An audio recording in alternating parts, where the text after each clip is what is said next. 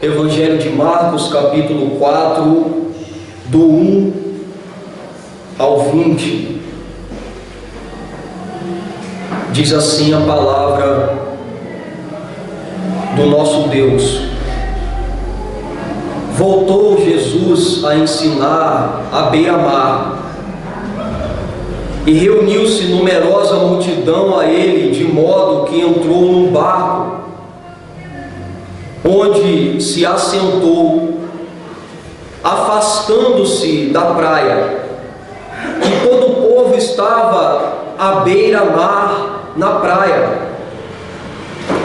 Assim, lhes ensinava muitas coisas por parábolas no decorrer do seu doutrinamento.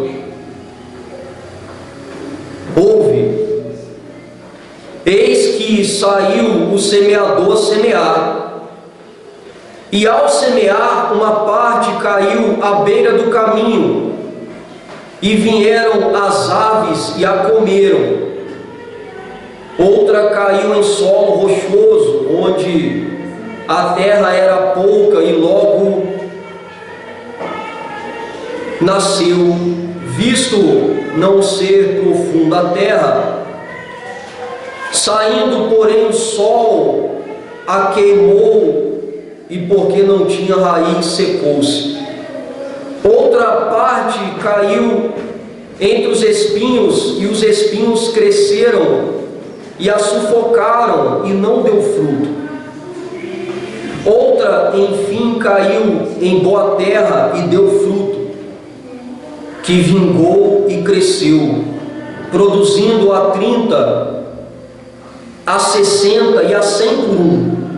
E acrescentou: quem tem ouvidos para ouvir, ouça.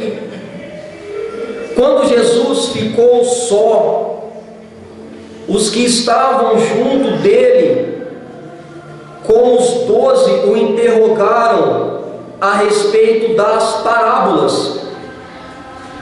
Ele lhes respondeu: a vós outros é dado conhecer o mistério do reino de Deus, mas aos de fora tudo se ensina por meio de parábolas, para que, vendo, vejam e não percebam, e ouvindo, ouçam e não entendam, para que venham a converter-se e haja perdão para eles. Então lhes perguntou: não entendeis esta parábola? E como compreendereis todas as parábolas? O semeador semeia a palavra. São estes o da beira do caminho, onde a palavra é semeada, e enquanto a ouvem, logo vem Satanás e tira a palavra semeada neles. Semelhantemente, são estes os semeados em solo rochoso, os quais, ouvindo a palavra, logo a recebem com alegria, mas eles não têm raiz em si mesmos, sendo antes de pouca duração. Em lhes chegando a angústia ou a perseguição por causa da palavra, logo se escandalizam. Os outros, os semeados entre os espinhos, são os que ouvem a palavra, mas os cuidados do mundo, a fascinação da riqueza e as demais ambições, concorrendo, sufocam a palavra, ficando ela infrutífera. Os que foram semeados em boa terra são aqueles que ouvem a palavra e a recebem, frutificando a 30, a 60 e a 100 por um. Fique com a sua Bíblia aberta, nós vamos recorrer ao texto e nesse momento eu lhe convido para orar.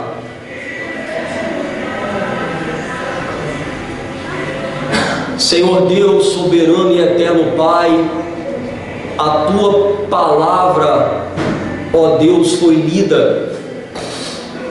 E nesse momento, Pai, nós lhe suplicamos por graça. Nos ajude a concluir esse sermão. E nos ajude a ouvir a Tua palavra, entendê-la e colocá-la em prática em nossas vidas. Tenha misericórdia de nós, ó Cristo.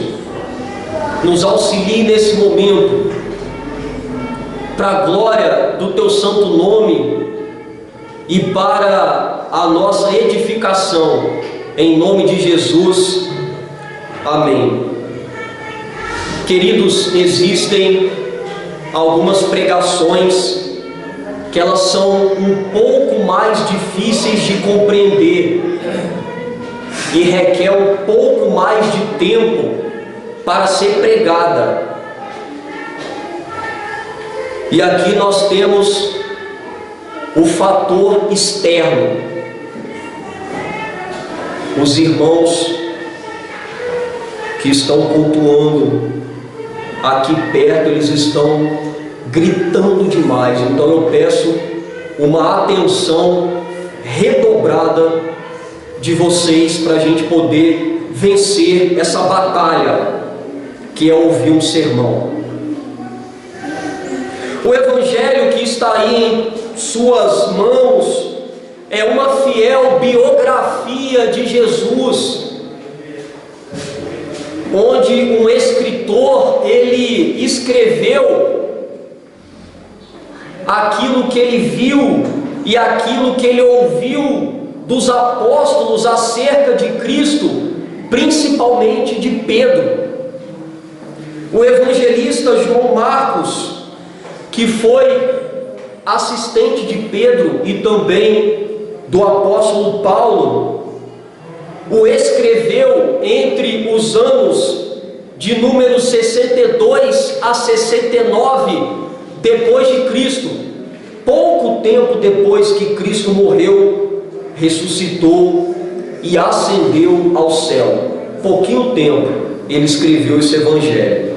Marcos escreveu sobre Jesus para as igrejas gentílicas, povos de várias nações que estavam em Roma, para irmãos que estavam passando por uma grande perseguição, os exortando a permanecerem fiéis com Jesus nesse período difícil. E ele tinha o objetivo de instruir, ensinar a palavra e evangelizar aquele povo pagão e idólatra de Roma. No texto anterior, que tratou acerca da verdadeira família de Jesus, no capítulo 3, versículos de 20 a 35, esse texto foi pregado aqui. Aprendemos que aqueles que não atribuem as obras de Jesus ao diabo e aqueles que têm comunhão com o Senhor, fazendo a vontade de Deus, são aqueles que pertencem à sua família. E hoje, pastor, hoje trabalharemos o texto que narra Jesus voltando até a beira do mar, que na verdade é um lago, o mar da Galileia, para revelar o mistério do reino de Deus a esses da sua família. Versículos 1 e 9. E depois do 14 ao 20. Nesse texto também, ao mesmo tempo que Cristo revela esse mistério, Ele oculta esse entendimento aos de fora, aqueles fariseus que haviam blasfemado contra o Senhor. Então aqui Marcos ele se utiliza de uma técnica de escrita chamada técnica sanduíche.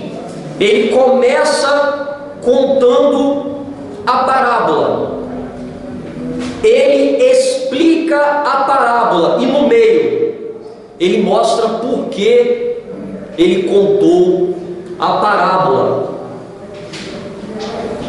E essa parábola ela é muito interessante porque apenas ela e outra em todos os evangelhos possuem uma explicação do próprio Jesus.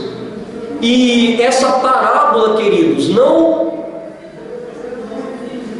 é a parábola do semeador, muito menos das sementes. Que parábola é essa, pastor? A parábola dos campos que recebem a semente. A primeira das 4 parábolas do reino descritas em Marcos capítulo 4. Por meio dessa parábola, o Senhor Jesus ensinou a quem o mistério do reino de Deus foi revelado. Assim, em meio às inquietações da vida e às muitas disputas e confusões doutrinárias que existem acerca desse texto, a igreja do Senhor deve aprender dele, a quem esse mistério foi revelado, se fortalecendo na fé e repousando em sua graça. Assim sendo, eu sugiro o seguinte tema para essa pregação: o mistério do reino de Deus. A quem é dado a conhecer o mistério do reino, em primeiro lugar, o mistério do reino é dado a conhecer aquele que o Senhor elegeu, escolheu e responde a ele com fé. Deus elege, e aqueles que são eleitos são aqueles que respondem a ele com fé. Olhe para sua Bíblia, versículos de 10 a 12 dizem assim: quando Jesus ficou só, os que estavam junto dele, com os 12, o interrogaram a respeito das parábolas. Ele lhes respondeu: a vós outros vos é dado conhecer o mistério do reino de Deus, mas aos de fora tudo se ensina por meio de parábolas. Para quê, irmãos? Para que vendo vejam e não percebam, e ouvindo ouçam e não entendam, para que não venham a converter-se e haja perdão para eles. Esse é o ponto crucial do texto, que muitos pregadores, pela dificuldade, não se aprofundam. Mas eu peço paciência para os irmãos, que hoje eu quero me aprofundar aqui, pela graça do Senhor. Nos versículos de 1 a 9, ele começa a narrar Jesus dizendo a parábola. Do 13 ao 20, ele conclui explicando a parábola. E nos versículos 10 a 12, no meio, no ponto central, Marcos nos informa a razão de Jesus ter ensinado essa verdade do reino por meio de uma parábola. O ponto central do texto não está nos solos, mas nós vamos falar deles, mas está em por que Jesus ensinava por parábolas. Como sabemos, parábolas são histórias tiradas da vida diária, da vida comum, para mostrar, para ilustrar verdades espirituais, coisas do reino de Cristo. É por isso que Jesus contou essa parábola, para ensinar aos seus discípulos e aos que estavam próximos dele acerca do mistério do reino de Deus. E ao mesmo tempo, Jesus estava selando a condenação daqueles homens duros de coração, no mesmo momento, como escreveu Mateus: pois ao que tem, mais será dado, e terá em abundância, mas ao que não tem, até o que tem lhe será tirado. Os simples de coração compreendiam as parábolas, os duros não, e isso redundava em mais condenação para eles. Por conseguinte, Marcos começa dizendo no versículo 10 que após Jesus contar a parábola a todos, ele ficou sozinho com os íntimos, que pela fé se aproximavam dele. E de acordo com o Evangelho de Mateus, lhes perguntaram: por que lhes falas por parábolas? Mateus 13:10. Eu quero lembrar para a igreja que esse texto está em Mateus e Lucas. É por isso que nós, quando estamos estudando a Bíblia, deveremos também ler o texto nos outros evangelhos, porque eles nos ajudam a compreender o texto. De modo que nos versículos 11 e 12, Jesus respondeu citando um profeta, o profeta Isaías, Isaías 6, do 9 ao 10, que diz assim: a vocês que creram e estão próximos, foi dado o mistério do reino de Deus, mas aos que estão fora, tudo é dito por parábolas. Por que, pastor? O texto mostra: ainda que vejam, não percebam, ainda que ouçam, não entendam, de outro modo poderiam converter-se e ser perdoados.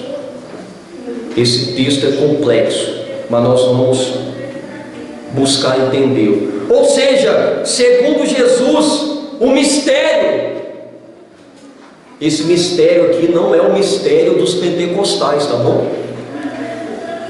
Para eles tudo é mistério, né? Já percebeu? Segundo Jesus, o mistério do reino de Deus, a poderosa manifestação do reino de Deus revelada no coração e na vida dos homens, foi guardada por Deus e entregue aos homens, mulheres e crianças de fé, aos simples, aos humildes de coração, aos escolhidos pelo Pai desde a eternidade, aqueles por quem Jesus iria morrer e lhes trazer redenção. Foi para eles que o mistério foi revelado.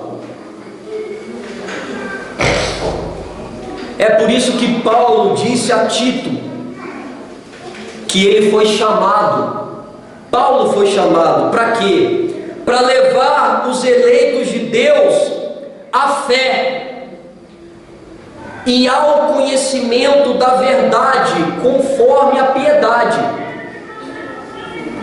pregando a palavra na esperança da vida eterna que foi prometida antes dos tempos eternos pelo Deus que não mente. Tito 1, 1 e 2. Então esses que estavam compreendendo o mistério e crendo, eles foram escolhidos por Deus antes da fundação do mundo, para que pudessem entender e crer.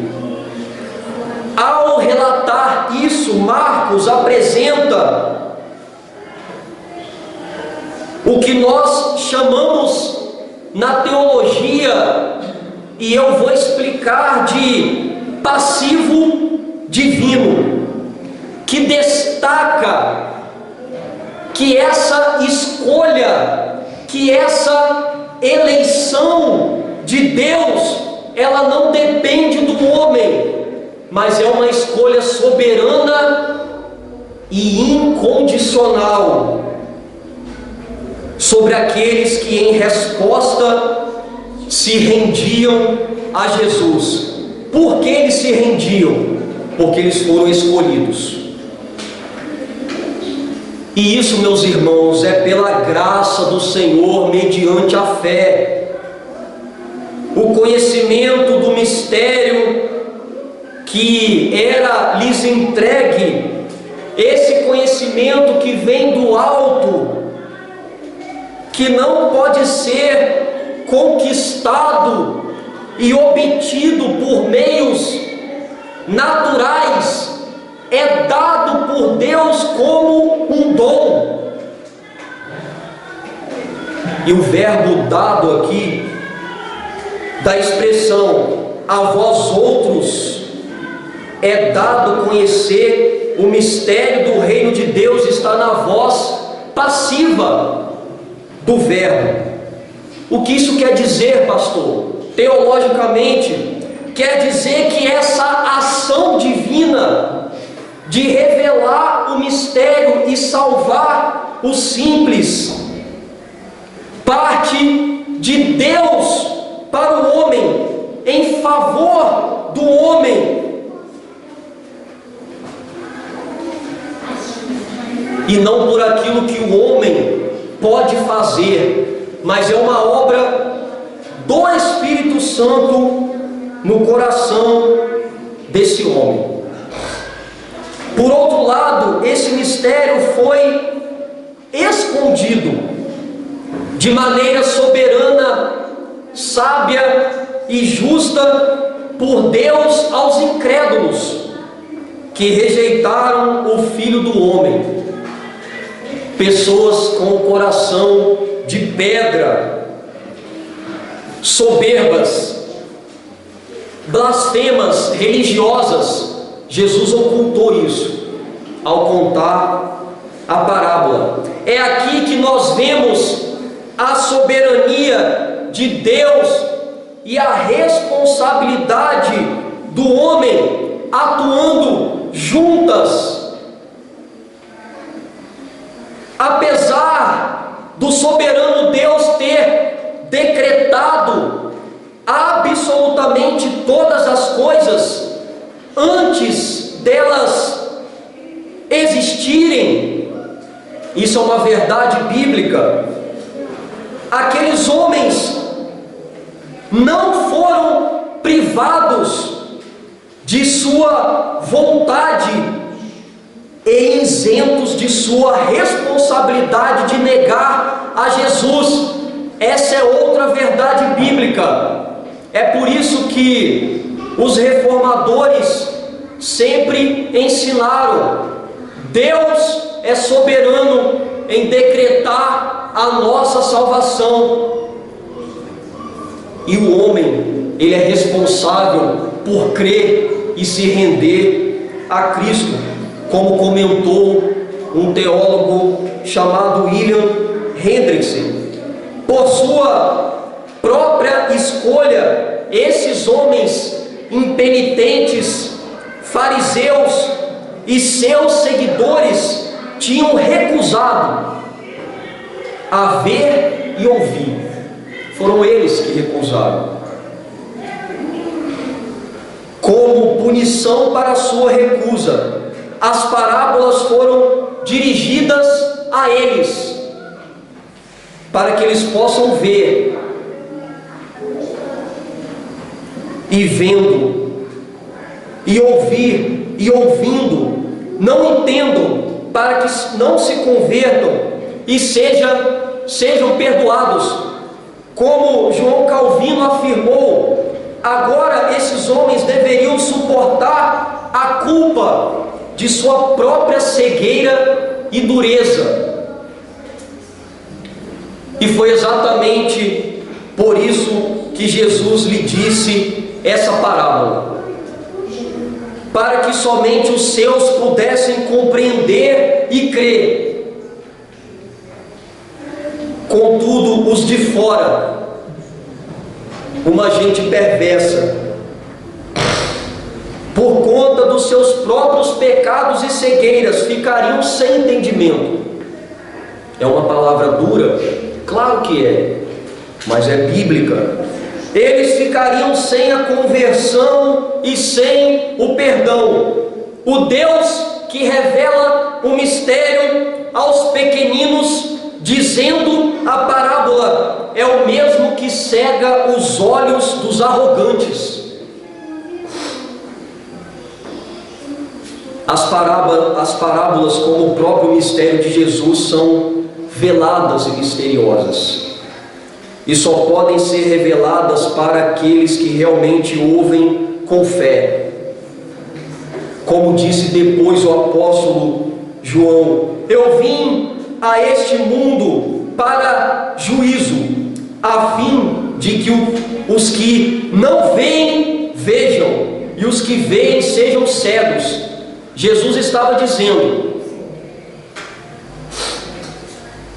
os simples, os humildes, que acham que não entendem, eles entenderão e serão salvos.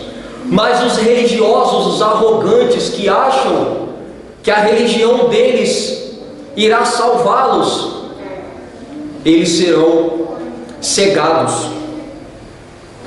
E alguns erram no entendimento dessa doutrina, porque eles entendem que pelo fato de Deus ter decretado todas as coisas, isso o faz o autor do mal e do pecado. Isso é um erro. Por mais que Deus tenha decretado, isso não faz dele o autor do mal e do pecado. Por outro lado, outros erram porque defendem que a eleição, a escolha divina para a salvação, depende de algum tipo de privilégio, liberdade, vontade, ato, esforço e obra do homem. Eles chamam isso de uma total liberdade. É a doutrina do livre-arbítrio. Isso é um erro.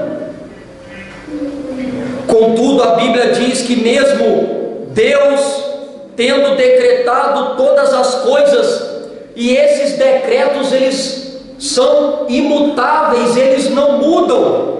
Deus é luz e não há nele trevas nenhuma. 1 João 1,5.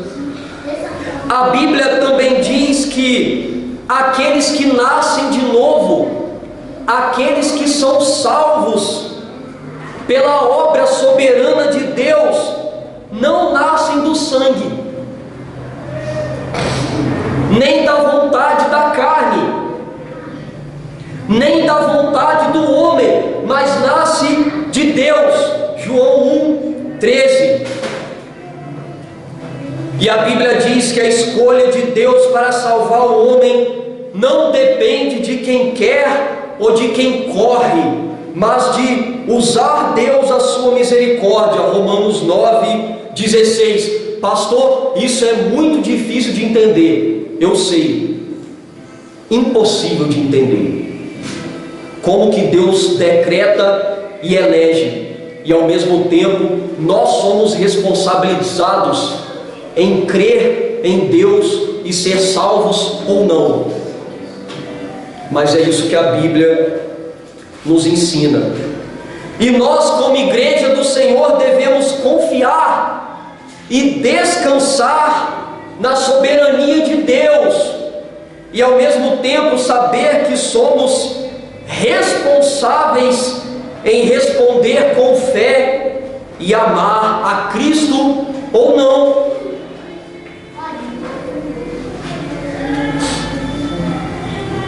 Sabendo que o Senhor será glorificado por exercer o seu justo juízo sobre os incrédulos. Deus, ele será glorificado quando esses homens aqui estiverem no inferno, porque a justiça de Deus será santamente executada. E ele também será glorificado quando os eleitos, quando aqueles que ouviram e creram, os crentes, os salvos em Cristo, respondem ao chamado do Evangelho com fé, compreendendo o mistério do reino, confirmando a sua eleição. Nós estamos meditando no tema, o mistério do reino de Deus. Além do mistério do reino ser dado a conhecer aquele que o Senhor elegeu e respondeu com fé a Ele. Em segundo lugar, esse mistério é dado para aquele que ouve a palavra e recebe com gratidão. Nós chegamos aqui na metade do sermão e eu peço graça ao Senhor e um pouquinho mais de paciência para que a gente possa concluir esse texto. Versículos de 1 a 9. Olhe para a sua Bíblia. Voltou Jesus a ensinar à beira-mar, e reuniu-se numerosa multidão a ele, de modo que entrou num barco, onde se assentou, afastando-se da praia, e todo o povo estava à beira-mar na praia. Assim lhes ensinava muitas coisas por parábolas, no decorrer do seu doutrinamento. Ouve, eis que saiu o semeador a semear, e ao semear, uma parte caiu à beira do caminho, e vieram as aves e a comeram. Outra caiu em solo rochoso, onde a terra era pouca, e logo nasceu, visto não ser profunda a terra. Saindo, porém, o sol a queimou, e porque não tinha raiz, secou-se. Outra parte caiu entre os espinhos, e os espinhos cresceram e a sufocaram, e não deu fruto. Outra, enfim, caiu em boa terra e deu fruto, que vingou e cresceu, produzindo a 30, a 60 e a 100 por um. E acrescentou: quem tem ouvidos para ouvir, ouça. Nós agora iremos dar um salto até o versículo 13, onde ele explica a parábola. Então lhes perguntou: não entendeis esta parábola? E como compreendereis todas as parábolas? O semeador semeia o que? A palavra. São estes o da beira do caminho, onde a palavra é semeada, e enquanto a ouvem, logo vem Satanás e tira a palavra semeada neles. Semelhantemente são estes as semeadas em solo rochoso, os quais, ouvindo a palavra, logo a recebem com alegria, mas eles não têm raiz em si mesmos, sendo antes de pouca duração. Em lhes chegando a angústia ou a perseguição por causa da palavra, logo se escandalizam. Os outros, os semeados entre os espinhos, são os que ouvem a palavra, mas os cuidados do mundo, a fascinação da riqueza e as demais ambições concorrendo sufocam a palavra, ficando ela infrutífera. Os que foram semeados em boa terra são aqueles que ouvem a palavra e a recebem, frutificando a 30, a 60 e a 100 por um. Depois que Jesus disse quem eram os de sua família na casa de Pedro, Marcos começa dizendo no versículo 1 que ele voltou a ensinar no mar da Galileia. Pense nesse momento aí na sua mente, acompanhado por uma grande multidão. Pelo fato de haverem muitas pessoas ao seu redor, Jesus entrou num barco. Ele se afastou um pouco da praia e ele sentou no barco para ensinar. Mateus diz que isso aconteceu no mesmo dia da passagem anterior e que toda a multidão estava em pé na praia. Por sua vez, Lucas relata que havia gente de todas as cidades. Eles não estavam escutando as palavras de Cristo como nós estamos aqui. Não está frio, nem muito calor. Nós estamos sentados e parcialmente confortáveis, porque esses bancos precisam de acolchoados, poltronas, né? Aí vai ficar melhor. Eles estavam em pé na praia, a uma certa distância de Cristo, e eles estavam ouvindo a pregação. Dessa maneira, no versículo 2, nós vemos que Jesus ensinava por parábolas, e Jesus disse no versículo 3: ouçam! O semeador saiu a semear. O verbo ouçam aqui está no modo imperativo, era uma urgência. A alma de vocês dependem de ouvir ou não o que eu estarei dizendo, como Yahvé falou a Israel em Deuteronômio 6,4: ouça, ó Israel.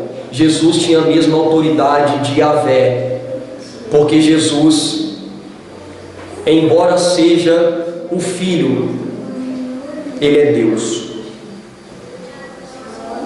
Jesus sabia que eles deveriam não apenas ouvir, mas deveriam prestar atenção, como escreveu Paulo: a fé, ela vem pelo ouvir, e ouvir pela palavra de Deus. Romanos 10:17. É por isso que nós devemos ouvir as palavras de Cristo com toda a atenção do mundo, porque a fé vem pelo ouvir. Os versículos 4 e 9 nos apresentam 4 tipos de semeaduras, e Jesus ele ensinava na língua do povo. Ele não falava como eu, na minha debilidade, de uma maneira tão complicada. Ele era mais simples, muito mais simples. E ele diz que um homem saiu para semear, e naquela época a semeadura era feita em abundância, geralmente sementes de trigo e cevada. Eles saíam jogando as sementes por todos os lugares e eles faziam algo diferente do que nós fazemos hoje. Eles aravam a terra depois da semeadura, porque aí as sementes elas iam se acomodando ao solo. Era assim a maneira deles plantarem na época. Mas o processo era sofrido e dava pouco resultado. O versículo 4 nos diz que ao semear, algumas sementes caíram pelo caminho e as aves comeram. Lucas acrescenta que as sementes foram pisadas. Os versículos 5 e 6 nos diz que elas caíram em solo rochoso, com pouca terra. Eram pedras e havia uma leve camada de terra por cima, e logo que elas germinavam, o sol as queimava, porque não tinham raízes. O versículo 7 nos diz que outra parte caiu entre os espinhos. Elas germinaram, elas cresceram, mas foram sufocadas. Já os versículos 8 e 9, ele diz que algumas caíram em boa terra e deram frutos, produzindo a 30, a 60 e a 100 por um. E Jesus concluiu dizendo: se vocês têm ouvidos para ouvir, ouça. Ele estava dizendo: é claro que Deus decretou quem vai crer e quem não vai, mas vocês devem ouvir e vocês devem crer. Em seguida, Jesus os indagou no versículo 13: se vocês não entendem o significado desta parábola, como entenderão as demais? Ele estava dizendo: vocês devem prestar atenção em todas as parábolas que eu irei lhes contar. E Jesus então começou a explicar aos seus discípulos, deixando claro no versículo 14 que o semeador é aquele que prega a palavra de Cristo. Aqui era Cristo, hoje é a igreja, somos nós.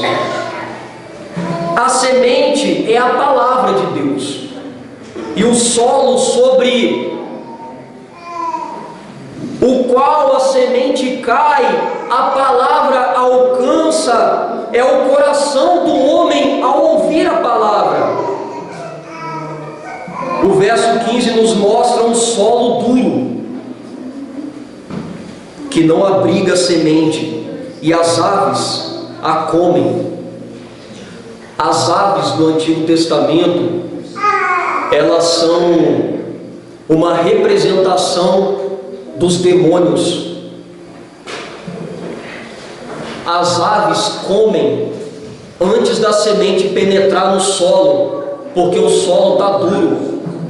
Antes da palavra chegar no nosso coração, o diabo ele atenta contra nós, para não permitir que ouçamos a palavra, e ele rouba a palavra, semelhante ao coração endurecido, o coração indiferente, aquela pessoa que ouve o Evangelho e parece que está ouvindo a um programa de televisão, é aquela pessoa que está ouvindo a palavra e que está com a cabeça no mundo da lua, pensando em outras coisas, e são incapazes de se concentrar para ouvir a pregação do Evangelho. Eles ficam de 6 a 8 horas trabalhando, e muitas vezes debaixo do sol quente, concentrados. Eles ficam durante 3 horas assistindo um filme, até choram, né? Se emocionam, mas são incapazes de ouvir a palavra com atenção durante 40 a 50 minutos. É aquela pessoa que, ao ouvir a palavra, a despreza de tal maneira que logo é roubada pelo diabo. Muitas das vezes, na hora da pregação, o próprio Satanás nos instiga a sair da igreja, a ir 10 vezes no banheiro, a ficar conversando com o irmão do lado, etc. Os versículos 16, 17 nos mostram as sementes caindo em solo rochoso, que não permite que a semente crie raízes. Igual o coração impulsivo, o coração duvidoso, o coração vacilante, que até recebe a palavra com alegria, mas não suporta as pressões e as tribulações da caminhada. Eles ouvem a palavra, eles recebem a palavra, mas quando vêm os dias maus, eles abandonam a Cristo. São esses aqui. Os versículos 18 e 19 nos mostram as sementes caindo em espinhos que a sufocam, como o coração cheio de idolatria e preocupações. É aquele que, por causa da riqueza e dos desejos mundanos, não permite que a palavra ouvida se desenvolva. É aquele coração ímpio, é aquele coração idólatra, é aquele homem, aquela mulher que ama mais as coisas do mundo do que as coisas de Cristo. E por último, o versículo 20 nos mostra a semente caindo em terra boa e produzindo grandemente. É aquele coração que ouve a palavra, é aquele coração que continua ouvindo, recebendo, acolhendo com gratidão a palavra de Cristo. Muitos são terra boa, outros chãos duros, terreno pedregoso ou cheio de espinhos. Certamente alguns acolherão a palavra e frutificarão, enquanto outros não. Isso vai acontecer. E de acordo com as palavras de Jesus, ninguém tem o poder de alterar o tipo de solo que é. Dessa forma, a palavra é semeada a todos os tipos de solo, e todas as pessoas terão de responder ao chamado do Evangelho, seja para a salvação mediante a graça, seja para a condenação mediante o juízo de Deus. Todos hão de escutar.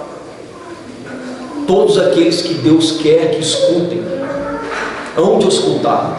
É por isso que Cristo é uma das coisas, um dos fatos, porque Cristo ainda não voltou, porque o Evangelho está sendo pregado, a palavra está sendo semeada, mediante o que foi explicado, quais são os desafios que esse texto nos apresenta.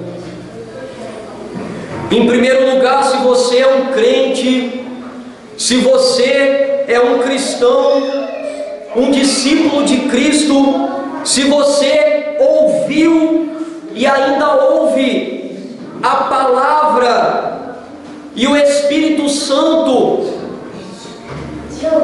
lhe dá o entendimento do mistério do reino de Deus, glorifique ao Senhor o adore, o agradeça e confirme a tua eleição com viver santo. Os eleitos não são aqueles que ouvem e ficam na perdição. Os eleitos são aqueles que ouvem e respondem com fé e vivem uma vida de santificação. Se você é um desses, você tem o privilégio de o servir, de servir a sua igreja e de pregar a palavra. Quando, pastor? Hoje. Naquilo que você sabe fazer, naquilo que Deus te deu. Sirva o Senhor e a igreja hoje. Fale com o pastor, fale com a mesa e sirva o Senhor. Todavia, se você não crê, se você não se arrependeu e vive distante de Cristo, indiferente à palavra, vacilante, idólatra, amante do mundo, não endureça o seu coração hoje. Não endureça. Creia em Cristo, corra para Cristo, entregue a sua vida a Ele, creia em Cristo, em sua vida e obra no seu sacrifício para pagar pelos teus pecados e se arrependa. Em segundo lugar, a mesma alegria que você tem em saber que é um eleito e que pode caminhar com Cristo, isso é uma alegria. Você deve ter ao se empenhar na tarefa da pregação, para que os eleitos do Senhor que ainda não foram encontrados ouçam a palavra e creiam. Pastor, não sei pregar. Entregue um folheto, entregue o jornal da nossa igreja, conte para ele e para ela o que Deus fez na sua vida, como você era antes e o que Deus fez na sua vida, como você tem crido e vivido hoje. Mas não deixe de fazer. Toda vez que você ouve a palavra, Deus lhe dá uma chance para lhe salvar, por meio da fé e do arrependimento. Não despreze a palavra do Senhor, não rejeite a graça de Cristo. Em terceiro lugar, se o Senhor corajosamente morreu no teu lugar para lhe salvar, porque você continua arrumando motivos para não o adorar, para não o cultuar, o servir e para não pregar a palavra dele. Olha o que Deus fez por você, o que você tem feito por Cristo. Cristo trabalhou para que você não precise trabalhar para obter salvação. Apenas crer e consequentemente lhe obedecer. Já pensou que maravilha a gente ficar em casa o mês todo, sentado, deitado, e no final do mês aparecer na nossa conta 45 mil reais, né? Foi o que Cristo fez por nós. A conta, a dívida pelo pecado era impagável. O nosso trabalho, qualquer tipo de trabalho, não conseguiria quitar essa dívida, e Cristo quitou para nós. Ele pagou para que hoje nós pudéssemos trabalhar em favor do Evangelho e do crescimento do reino. Em quarto e último lugar, se você é um eleito, um salvo que compreendeu o mistério do reino. Responda em adoração contínua, em santificação e serviço diário ao Senhor. O que você pode fazer por Ele e pela igreja hoje? Se o teu coração estiver duro, se a tua fé estiver fraca, se as ilusões mundanas te fascinam, o que eu vou fazer, pastor? Continue buscando o Senhor, não desanime, continue orando, lendo e ouvindo a palavra. Organize o teu tempo e se esforce para que não deixe de ouvir a pregação fiel do Evangelho. E tenha esperança que quando Deus quiser e quando Ele quiser, Ele vai abrir os teus olhos. A semente, ela vai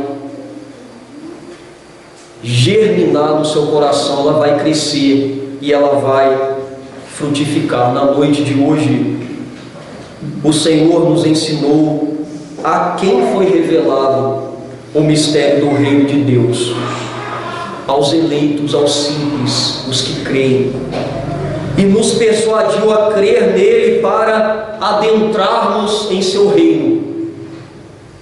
Fique de pé, eu quero orar pela sua vida.